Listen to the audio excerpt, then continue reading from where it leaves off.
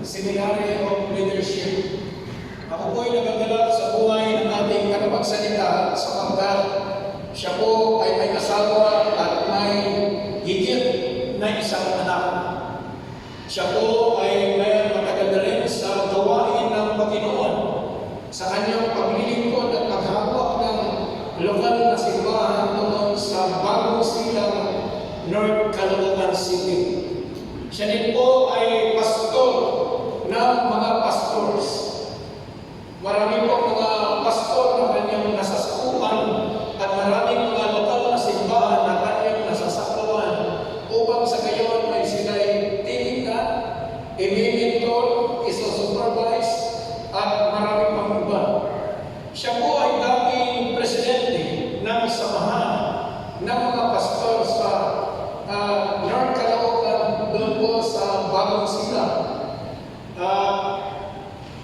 Ikinagagal ako na sabihin din sa atin, siya po ay bahagi ng Ason family.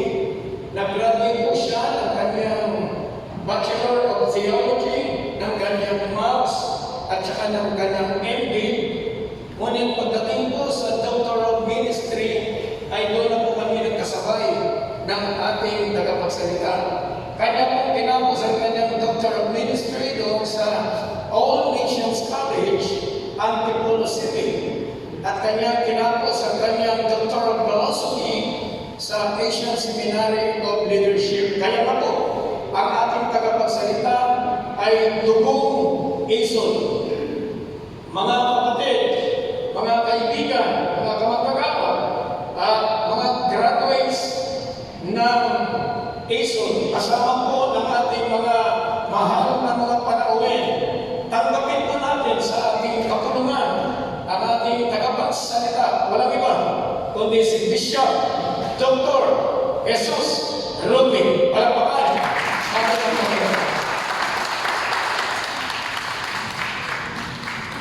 Salamat po, Dr. Edgardo Bahon.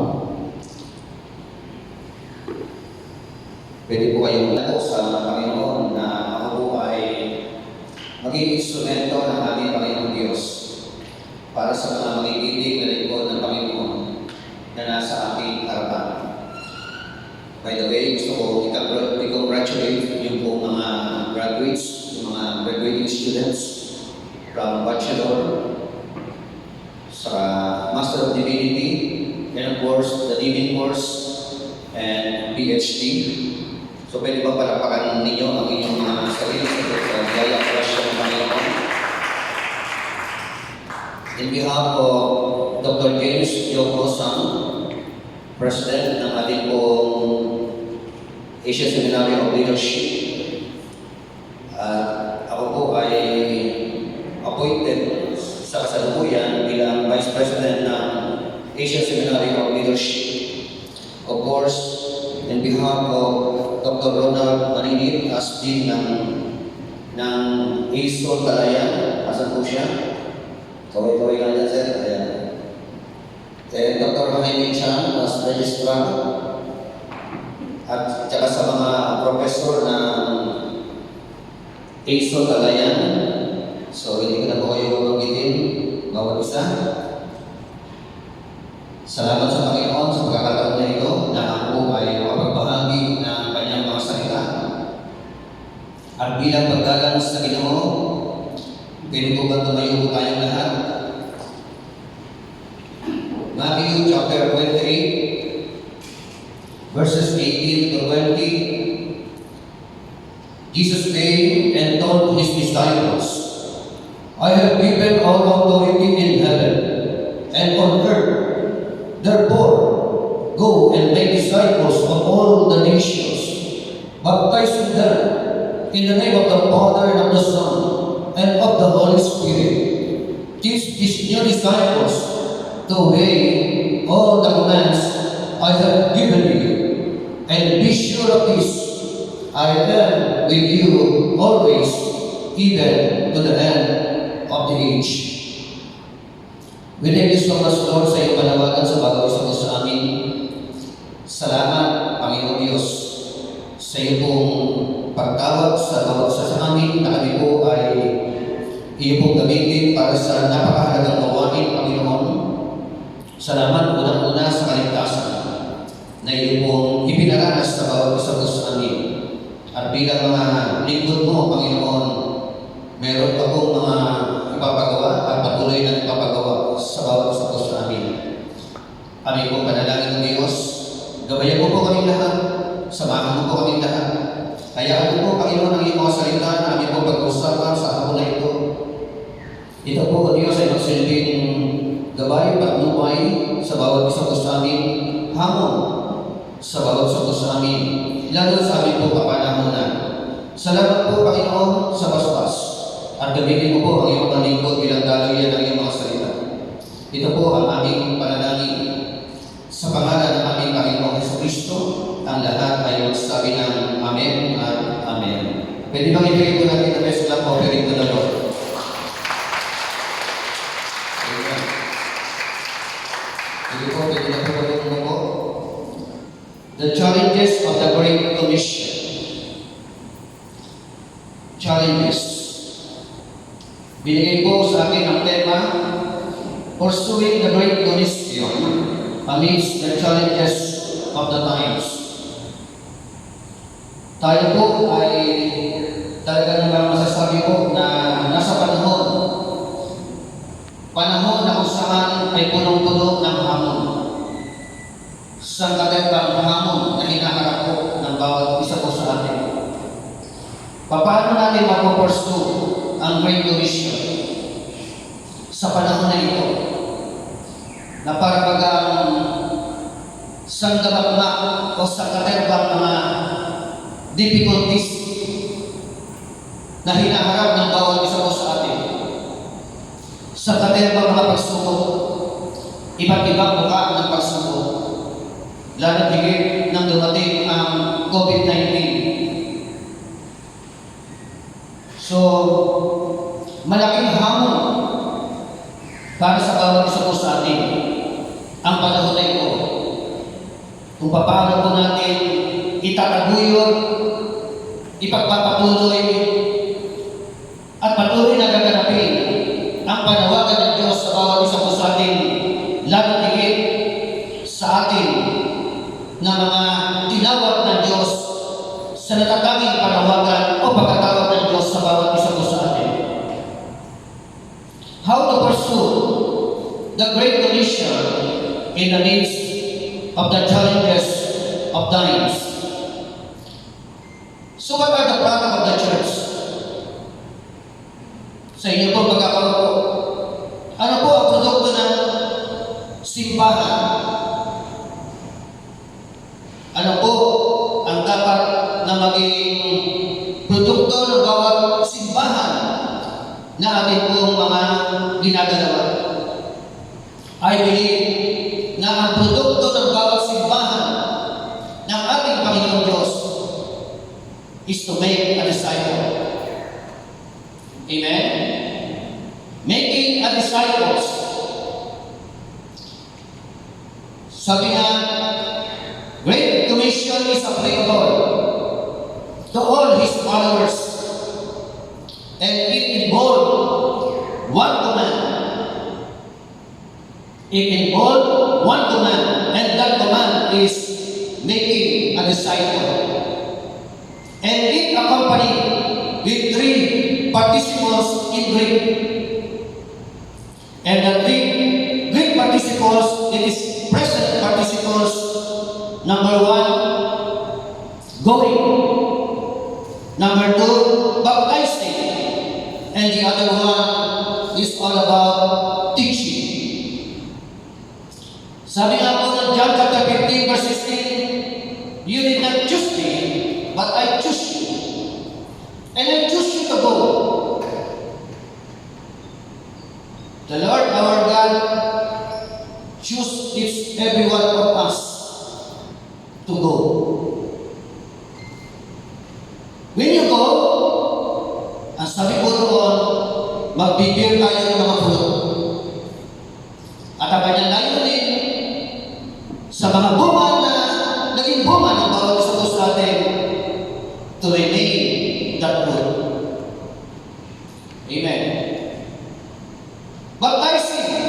In Acts chapter 2, verse 38, repent and be baptized. Yan po ang sinasabi ko. Meron po nag-arise na issue. Yung mga bata po ba, dapat po ba sila bautismuhan? Kumusta po ang mga bata kapag namatay? Sanggol, pag namatay, pupunta po ba ng langit? O kailangan ng bata ay included as elect para mapunta ng langit? Pwede nyo na lang po matanungin dyan. Of course, teaching. In 2 Timothy chapter 2, verse 2, Paul said, "The things which you have heard from me in the presence of many witnesses, entrust this to a reliable person who can teach others also." Tatlong bagay na dapat po natin talaga bigyan ng pansin at focus. Yan po yung tinatawag na present participles. Ngayon, ang tanong, ang hamon sa bawat isa po sa atin, patuloy po ba natin ito nagagawa? Patuloy po ba natin ginaganap ang mga bagay na ito? In spite ng meron pong COVID-19, in spite ng meron pong mga katatakutan, in spite ng meron pong mga pagbabawal, puntahan po natin ang mga puntos. These are the challenges of the times. In verse 18, gusto ko po bigyan natin ng pansin, the sender's authority. He stated in verse 18, Jesus came and told his disciples, "I have given all authority in heaven and on earth." I have given all authority in heaven and on earth. Ang kausap na po ay hindi po 12, hindi po G12. G11 ang kanya po kausap dito. 11 disipulo na lang ang kanyang kausap dito sa mga pagkakataon na ito. At ang sabi niya doon sa mga magiging lingkod na Diyos na ito, all authority in heaven and on earth has been given to me. It means meron siyang kapangyarihan, meron siyang autoridad. He has power. The Lord Jesus Christ has authority. Nakita po natin very clear. The Lord Jesus Christ has an authority to teach, to exercise healing. He has an authority over Satan. And this is the good news. And He delegated that authority to His disciples. Sino po rito ang mga disipulo ng ating Panginoon? Pwede ba itas mo natin ang mga kamay? Para kayo ng disipulo ng Panginoon. We are included as the disciples of our Lord Jesus Christ. In other words, ipinasa po dati sa atin ng ating Panginoon Diyos ang mga kapangyarihan na ito, ang otoridad na ito, upang patuloy po natin sa ating kapanahunan, taon na 2020, 2021, 2022, in spite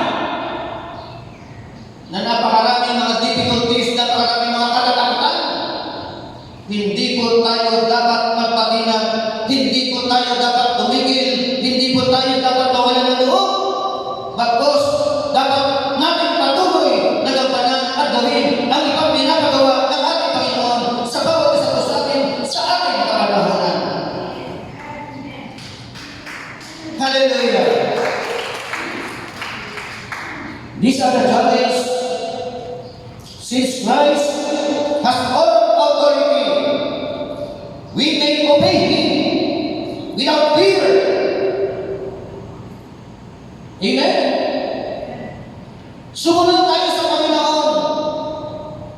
Tanggalin ang takot.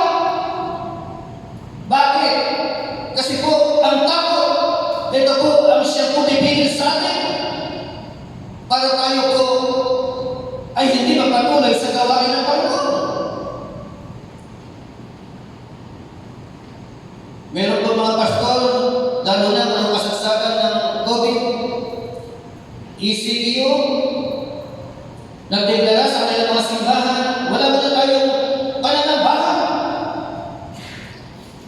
Sabi ng mga miyembro, mga tamad, magsimba, yehey! Hallelujah! Praise the Lord! Wala mo ng simba. Pero yung pong mga mananampalataya na nasanay na magtungo sa simbahan, sila po ay labis na nalangkot. Hello?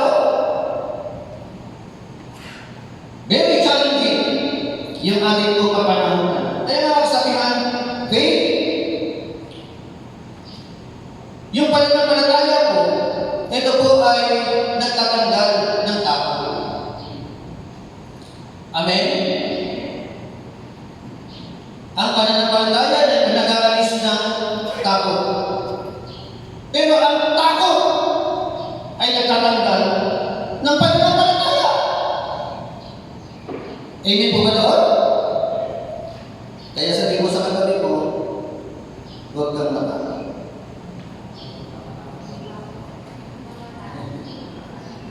Tuloy ang gawain. Tuloy ang paggawagan. Tuloy ang paglilingkod sa Panginoon.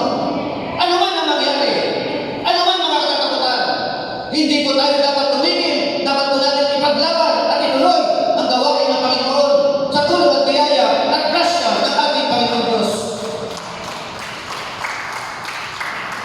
When we read the book of Acts, the early church operated on the basis of the Lord's authority. They ministered in His name. They depended on His power. Amen. Unang buntos, always remember, yung pong nagsusugo sa atin, nasa Kanya ang autoridad. Amen? Autoridad, hindi lamang sa lupa. Autoridad, maging sa langit. At dahil ganyan po siya tinatawag na autoridad, not just only here on earth, kaya dapat po palakasin natin ang ating pong mga loob. Maging matapang po tayo sa pagsunod sa gawain ng ating Panginoon at pagtupad sa gawain ng Panginoon. Pangalawa, the disciples' activity. In verse 19b hanggang verse 20, ang sabi po ng kanyang mga salita, therefore, go and make disciples of all nations, baptizing them in the name of the Father and of the Son and of the Holy Spirit. Teach these new disciples to obey all the commands I have given you. What a great challenge for us. Ang sabi po ng huling pangungusap, teach these new disciples to obey all the commands I have given you. Kaya napakahalaga ng pag-aaral. Ang ituturo po natin lahat, amen? Lahat ng aspeto ng buhay ng tao. Lahat ng may kinalaman sa buhay ng tao. Not just only the doctrine of salvation, not just only the doctrine of ideology, everything, Christian living, just management. Kaya saludo po ako sa inyong mga estudyante na talaga namang nagsusunod ng kilay para matuto upang malaman ang buong kalooban ng ating Panginoon, upang sa ganun ang mga natutunan po natin, ito naman ay ating naituro sa mga tao na ating kong pinakasiwahan. Hindi ba palagpagan ninyo ang mga sarili? The disciples' activity, hindi matatapos ang activity na ito. Are you with me? Hindi pwedeng matapos. Sila ang matatapos. Pero ang gawain na ito ay hindi matatapos hanggat hindi bumabalik ang ating Panginoong Jesucristo. Hallelujah! At sa ating kapanahunan, sa iyong mga balikat, nakakatang ang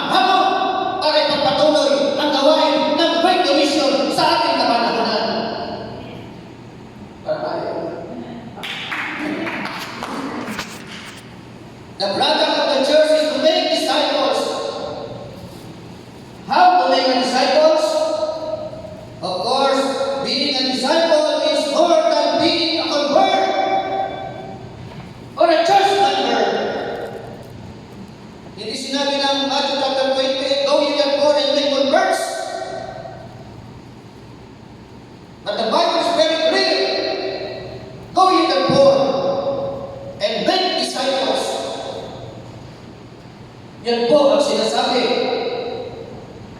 ng mga salita na ito. Kaya ng mga 80s, 70s, nag-exist sa mga simbahan, karamihan po Tapos namatay ang pastor, patay pati simbahan. Bakit? Kasi sa mga panahon na yan, wala pa po Kristo. Hello? Kaya nakapakain natin ang Panginoon punta. Sa mga panahon po na yan, ang mga pastor ay kulang ng aral. Hello? Kulang po sa mga seminaryo. Kailangan mong mag-enroll sa Christian Theological Seminary. Kada na kayo mabaya. At by the grace of the living God, ang Diyos ay gumawa ng paraan at takbang upang ang kanyang mga salita ay inapit na doon sa mga pagigiting na pastor na katulad ninyo. At nagkaroon po na tinatawag na Asian Seminary of Leadership na itulong ang mga salita ng Diyos sa pamamagitan ng mga magigiting ng mga professor na nasa inyong harapan. Hallelujah! Sabi nga na 2 Timothy chapter 2 verse 15, study to show yourself approved to God, a workman who need not to be ashamed, rightly dividing the word of truth. Ang keywords po dyan, study, pag-aaral. Pagka ikaw nag-aaral, ang sabi po dyan, to become a workman who need not to be ashamed. Pag ikaw nag-aaral, madidivide mo properly ang word of God. Amen po ba? Kaya, napakahalaga. Saludo po ako sa mga estudyante, sa mga lingkod ng Diyos na talagang nagsusunod ng kilay sa pag-aaral. Hindi natatapos ang pag-aaral. Actually, ang katotohanan po nito, habang nag-aaral po tayo, lalo po natin nakikita ating mga sarili, marami pa tayong hindi alam. Marami pa tayong dapat malaman. Pero yung mga all-knowing, mga pastor, pag niyaya mo mag-aaral, ang sasabihin nila, alam ko na yan. Hello? Being a disciple is more than being a convert or a church member. Disciple attached himself to a teacher. Identify with him, learn from him, and live with him. Amen? He is meant to go out and win others and teach them. 2 Timothy chapter 2 verse 2, the things which you have heard from me in the presence of many witnesses, and trust this to a reliable person who can teach others also. Mga senior pastor lalo na, kailangan po natin magbunga. Kailangan po tayo makabuo o makapagbunga ng katulad mo. Amen? Ganyan po kahalaga. Sa amin po, ang aming pong definition ng evangelism. Evangelism is to communicate the gospel by the power of the Holy Spirit in such a way that man and woman have valid opportunity to accept the Lord Jesus Christ as Lord and Savior and become a responsible member of His church. Kompletong definition. Sa iba kasi ang definition, evangelism is ganito lang, ano definition? Kaya napakahalaga kung ano po ang ating upang pananaw.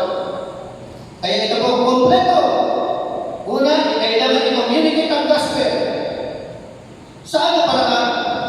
Sa kapangyarihan ng Holy Spirit. Upang ang mga tao ay magkaroon ng oportunidad na tanggapin si Jesus as personal Lord and Savior. At sila ay maging mga responsable miyembro ng iglesia. Pag hindi na disciple, mga pasaway ng miyembro ng iglesia ang nabubuo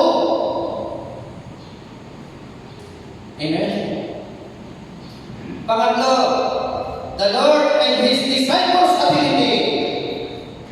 Ang sabi po ng verse 20, be sure of this, I am with you always, even to the end of the age. He is not only in our midst, but He is also present with them as they scattered into the world to witness. Yan po ang mga katotohanan. Hindi lamang po siya nasa gitna. Sa tuwing may pagtitipon tayo o may pagtitipon. Bagkos sinasamahan niya o sinamahan niya una ang mga disipulo sa kanila po mga paglalakbay, sa kanila po scattered o scattering na naranasan dahil sa kanila po pag-uusig na naranasan sa kanilang kapanahonan. Ang sabi po ng Acts chapter 1 verse 8, but you shall receive power. But you shall receive power. Power. When the Holy Spirit has come upon you, and you shall be my witnesses in Jerusalem, Judea, and Samaria, and into the uttermost part of the earth. Pag naranasan o katibayan ng Holy Spirit ay talaga nagahari sa ating mga buhay. Ito po ang siya nagaganap sa bawat sa puso natin.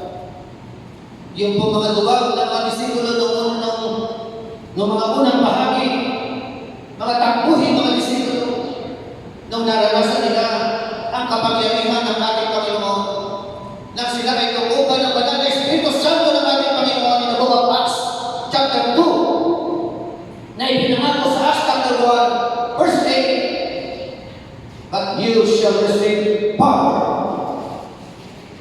Power, ito po yung tinatawag na dunamis power. Ito po yung tinatawag na dynamite power. In other words, ang mga Kristiyano na tunay na pinagaharian ng ating Panginoon Diyos, ang buhay niya ay katulad po ng sinasabi ng salita ng Diyos na ito. In other words, when it comes to dynamite, ibig sabihin, it explodes. It makes a fire. Ang buhay natin ang kailangan ng ating Panginoon. Pag ang Holy Spirit, ang banal na Espiritu Santo, ang siyang nagahari sa bawat sa puso natin, saan lumalot ka man magpunta, tiyak ang buhay mo na yan ay nagbibigay ng bangka. Amen? Your life itself makes a mark. Ganyan po ang katotohanan. Of course, ang sabi nga po dito, but you shall receive power, or you will receive power when the Holy Spirit has come upon you, and you will be my witnesses. Yan po ang trabaho, yan po ang kampanya na pinapagawa sa atin po ng ating Panginoon. Lalo sa ating mga magiging na lingkod ng ating Panginoon, mga leaders ng English. At katibayan po, isa sa mga nakaranas na kapangyarihan ng Holy Spirit sa kanyang kapanahonan, sina Apostol Pedro, Apostol Paul, at ang sinabi nga dito in Acts chapter 5 verse 28 to 29, karanasan ng labing isang disipulo o ng kanyang mga kasama mga disipulo, ang sabi po sa kanila, we gave you strict orders not to teach in this name. Simula ngayon, inaatasan namin kayo na huwag na kayong mangamarap sa pangalan na yan. Sabi po ng mga tao, you have built Jerusalem with your teaching and determined to make us guilty of this man's blood. Ano sagot ng mga disipulo ng ating Panginoon? Ano sagot ng mga apostoles ng ating Panginoon?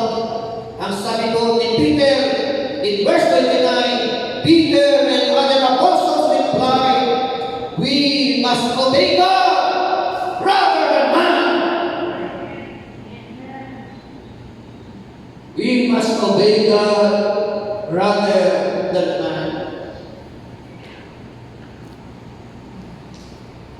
sabi po ng Romans chapter 10, verse 9 to 10, if you confess with your mouth that Jesus Christ is Lord, and believe in your heart that He is risen from the dead, you will be saved.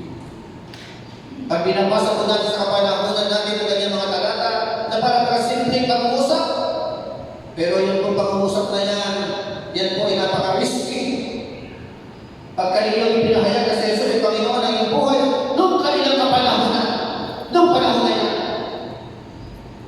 Pagka sa Jesus ay tinigal mo, Panginoon ang iyong buhay, ikaw po ay mamamatay, ikaw po ay papatayin, ikaw po ay huhulihin. Yun ang kanilang mga naging karanasan. Pero sa istorya ng mga disipulo na ito, pag inaral po natin ang buong kabuuan ng aklat ng mga gawa, ang mga apostol, sila Pedro ang naging isa, sumunod sila Pablo, sa kabila po ng mga pagbabawal sa kanila, hindi po sila natinag, hindi po sila nagpa-apekto sa kanilang kapanahan. Ano ang hamon sa bawat isa po sa COVID-19? Pananaho ng mga tao. Minsan, tinatakot na lang ang kanilang mga sarili. Minsan, mga kamag-anak at tumatakot, huwag ka magsisimba, kaya magdito sa Panginoon. Hindi na kayo nagpagsimba. Kasi baka mahuli na yun. Tapos ginagamit para Thomas chapter 30. Paano yung batas ng Hebrew chapter 10 verse 25? Yung batas ng Diyos. Huwag ninyo kaligtaan pagdalo sa mga pagtitig kung ganyan ang ginagawa ng ilan. Ano po yan? Timeless, time-bound.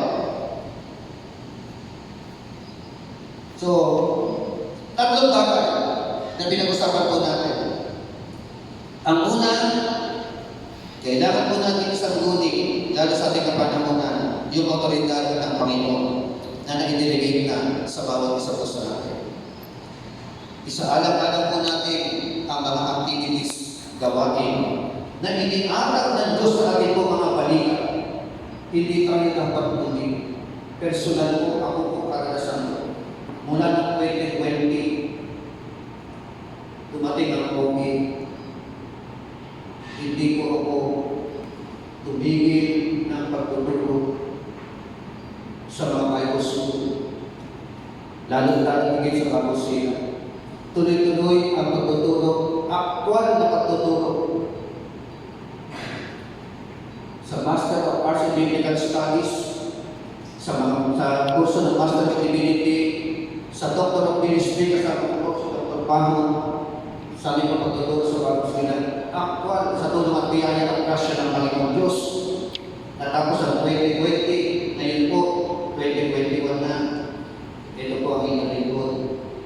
Malusog, malakas, sa biyaya at grasya ng Panginoong Diyos. Bakit? Dahil alam ko, ang Diyos ang kasama ko sa bawat lakad, sa bawat pupuntahan ko, sa bawat activity na pinapagawa sa akin. Kaya kumakakakit ako ng katumpay mula sa Kanya.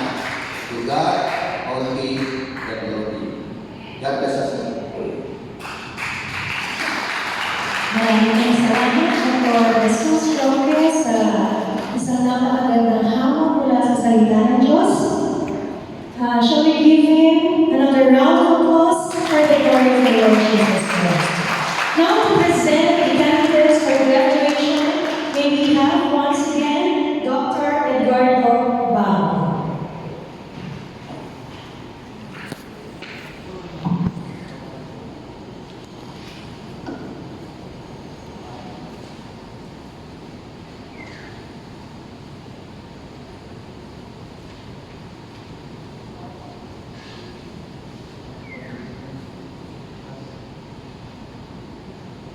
Good afternoon. I believe that in the spirit, the President of Asian Seminary Leadership, Dr. James Osa John, is with us. Our beloved Board of Trustees, one of them, Dr. Amin Shah Listino, and also Vice President Bishop Jesus Roque, Sir Doctor. And also by the Spirit, and also with the social media, the President is with us. May I present now the candidates for the school year 2020-2021. We have